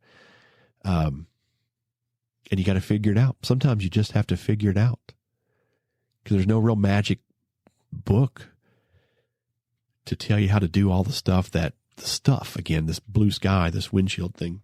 Mm-hmm. There's no real book to tell you how to do all of those things. Plenty of resources to help you, but sometimes you just find yourself in that position of you just got to figure it out. Maybe you need to write the book. Yeah, I do need to write the book, How to Solve All Your Problems. 100%. Chapter 3. All your ailments are solved. All right. What else you got? Have you learned any valuable lessons from any of the challenging experiences you've had just doing this line of work? Yeah. The lessons. If you can't think of one, that's fine. No, I got them. I'm just trying to think. These in on you. Yeah, I love it. She likes to do this from time to time. She likes the pressure. Keeps you sharp. It does. Yeah. The humility and the sure of how to do the work and thinking about that brand and that reputation and what do you really stand for? Mm-hmm. Oh yeah, that's been a challenge. Gosh, yeah, it's been a challenge because you get tested. Mm-hmm. You get tested all the time for that. What do you really stand for? What do you really believe in? How hard are you going to take that stand for what you believe in? Mm-hmm. And we've been tested that several times. Oh, yes. And those are tough, right? We're a services industry or services business. We don't have a real product that we're selling or this perpetual income type of thing that people are buying the next gadget. They're buying you. Mm-hmm. And they're buying your brand and your reputation. Your knowledge. Your experience. And people will challenge you on that because they're going to think certain things. Yeah. So that's been hard sometimes, is to say at some point, sometimes you have to draw that line to say, this is where I'm at with that whole thing. And I'm going to stand there at the risk of losing business and maybe impacting the hard work that we've done to build something. Yeah. So that's definitely been a challenge. Yeah. What was the question? Give me the question again. Maybe I answered it. Maybe I didn't. A valuable life lesson or lesson you've learned from a challenging experience in this field specifically. Yeah, I think that's it. I think it is too. Yeah, just learning. That's a great answer. Learning where you are with it. And without going into detail. That's a great answer. Yeah.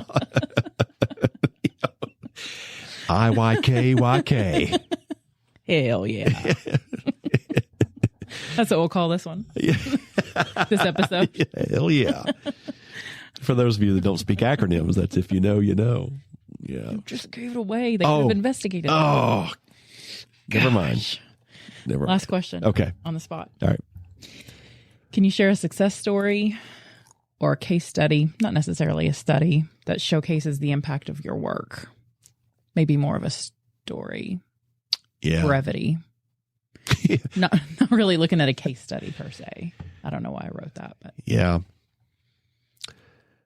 Yeah, I think I'm going to come back to maybe some of the criminal defense stuff to say you don't always know the value of your work. And it's on the criminal defense side, I think it's easy to think of it as guilty, not guilty. Oh, sure. Yeah. You know, isn't that your point, that you're here to get the person off of the crime, the charge? No, you're not. Mm-hmm. The job is to protect their constitutional rights, and their job is to make sure they have a fair path through the criminal justice system. The facts of the case. The facts of the case are represented. You know, we always say, I've probably said it on here multiple times, but the worst criminal in our society has constitutional rights. And if we truly believe those things, then it's up to all of us to, I don't say enforce, but to uphold those constitutional rights, because the justice system will only work if as much fairness is given as possible. And so to that point, you know, the value of the work is getting to a place where the client can make good, informed decisions about their future. And man, I'm getting ready to open Pandora's box if I wanted to, and I'm not going to, but do it. You'd be surprised at how the system works, especially here in Kentucky, because everybody says, man, I wouldn't plead guilty to something I didn't do. And that's a pure ignorant statement. Pure ignorant statement. Yes, because you and I would have said the same thing. Yeah. Prior to this work. Yeah. 5 years ago, I just said the same thing. But not now. And so, you know, what we mean by that is that if I didn't commit this crime, I'm not pleading guilty to it. And what I find is if you're of color, you're poor, or you're uneducated, the system isn't designed for you. Nope. That's hard to say, and it's hard for our society to admit to that. And you still hear these things, well, that I wouldn't plead guilty to it. Well, you're also not sitting there in their shoes. Yep. And you haven't been sitting in jail for 2 years, unable to provide for your defense, unable to help, unable to get somebody to listen. Potentially not even hearing from counsel. Potentially not even hearing from their damn attorney. Yeah. Not even knowing how to navigate that. And that's, I hate to say that, but it's true. We have that in our office. It's, yeah. Frequent. Yeah. Often. For whatever the reasons.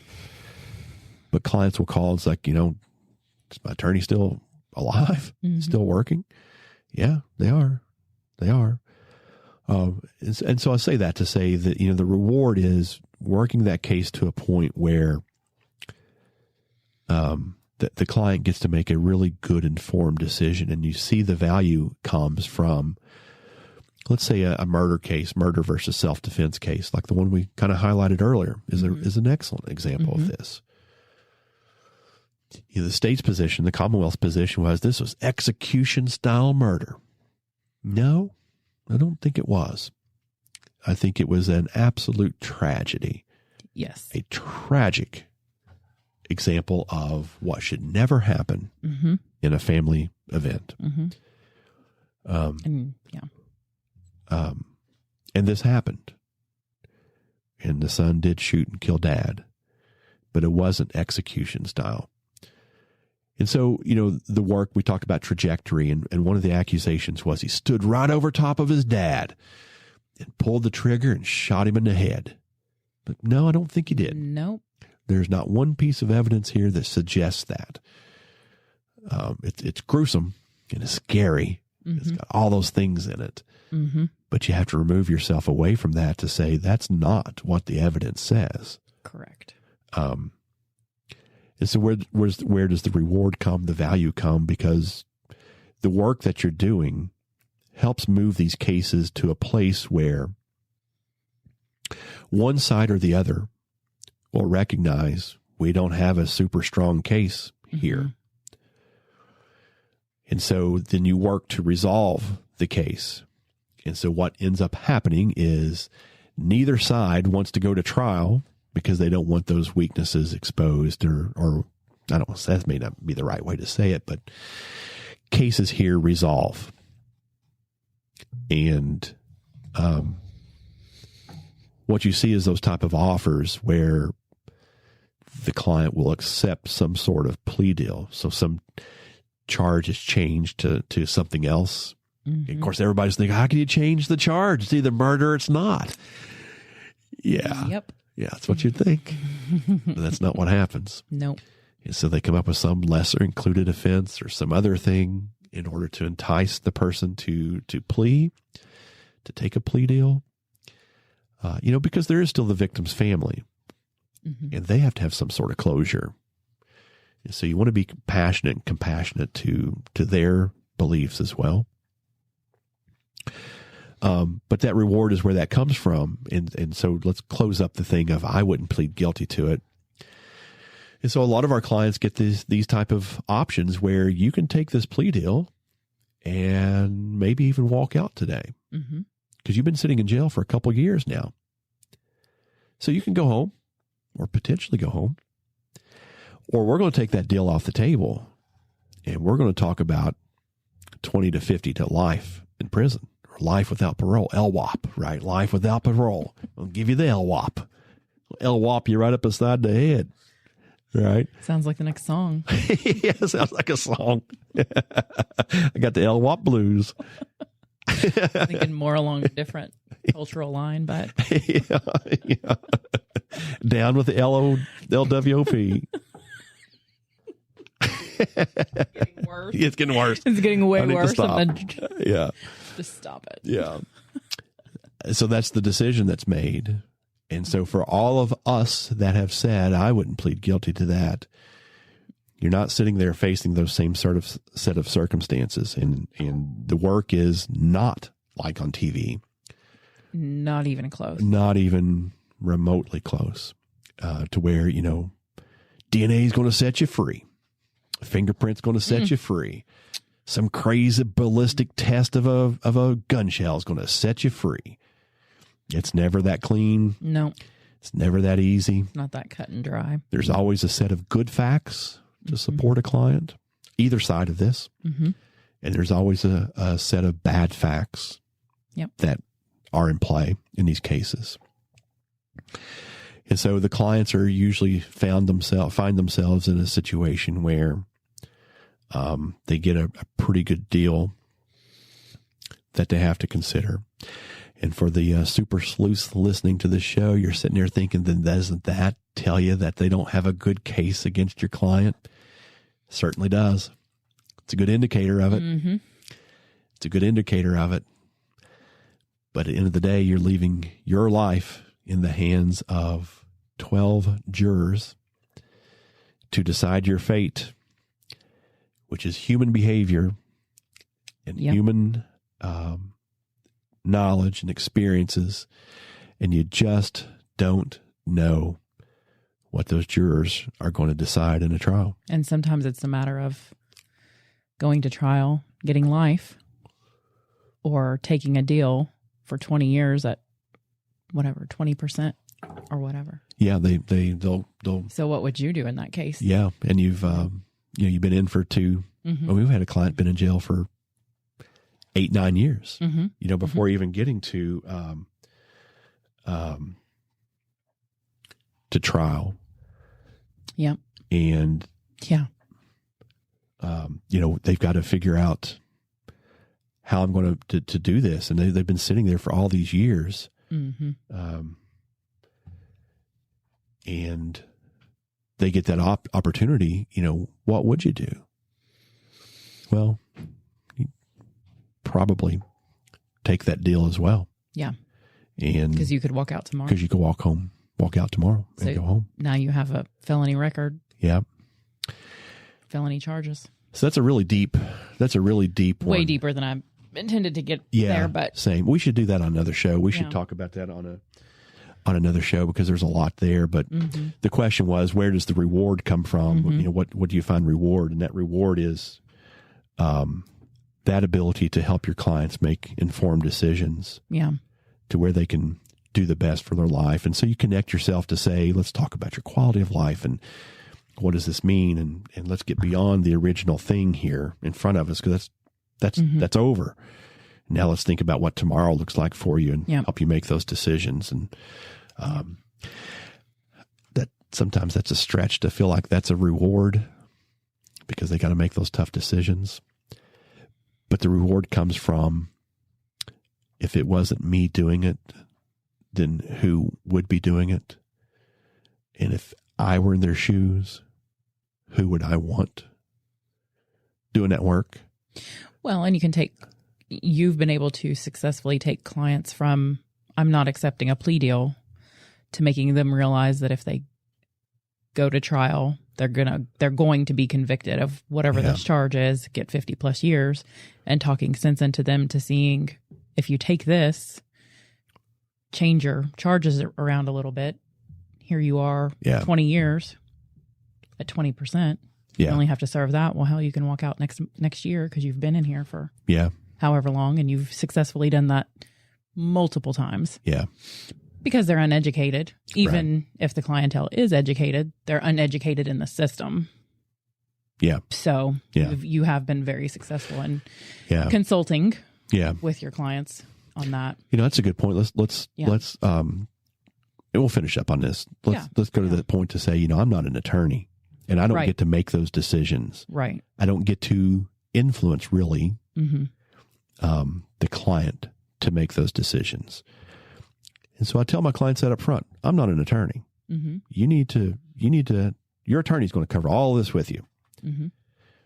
But no one ever really seems to educate the client on what that process looks like. Correct. So they look at you like, is my attorney even alive? Yeah. Yeah. Well, at some point, here's what's coming. Right. I'm glad to tell you my opinion, and I can tell you my opinion. And my opinion will be based on a career of experience, my knowledge, good, bad, ugly of the case. You get to make the decision. This is your life. Right. If you want to go to trial, let's go to trial. But you need to know both sides of this thing. That's how I would want to be treated. And I guess that's how I look at this thing. In some of my classes I teach, I talk about respect, which is the golden rule. Do unto others as you would have them do unto you if you were in the exact situation as they are now. How would I want to be treated? Yep. My mama, my baby, how would I want them to be treated? And I would want somebody to say, you need to hear this, and you need to have these things. So we kind of have that consulting piece to say, again, I'm not the attorney. I'm not the decision maker. I don't get to do those things. Don't want to do those things. For sure. But somebody needs to have this conversation with you, that this is what this looks like, and here you go, and you can make your own decision. It's been kind of surprising at some of the pushback we get from those relationships. Yeah. It's also been very nice to have people like, hell yeah, that's your strength. Is client relationships. Hell yes, go see them and talk to them. Yep. Yeah. So that client relationship is a big deal for us. And that's where the reward comes from, is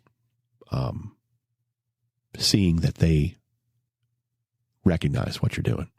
Humans connecting with humans. Humans connecting with humans. Comes back to it. Comes back to it, doesn't it? Yep.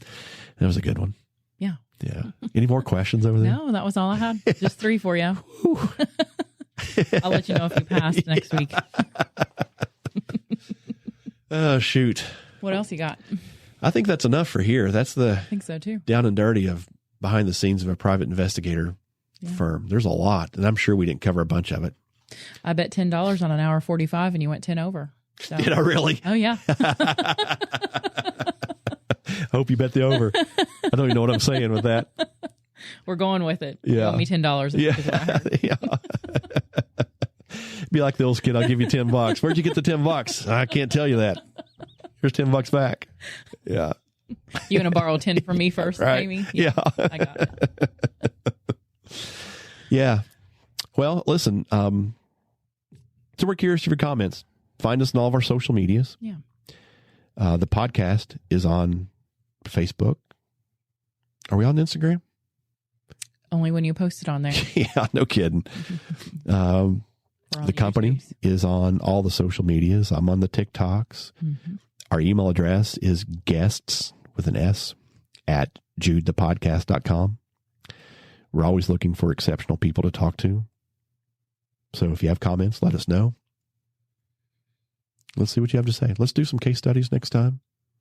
Yeah, we'd love to hear from you. Yeah, we'd love to hear from you. All right, then. Anything else from you? No. From the Peanut Gallery? Yeah. Guys, thanks for listening. And we'll see you on the next show. Thanks.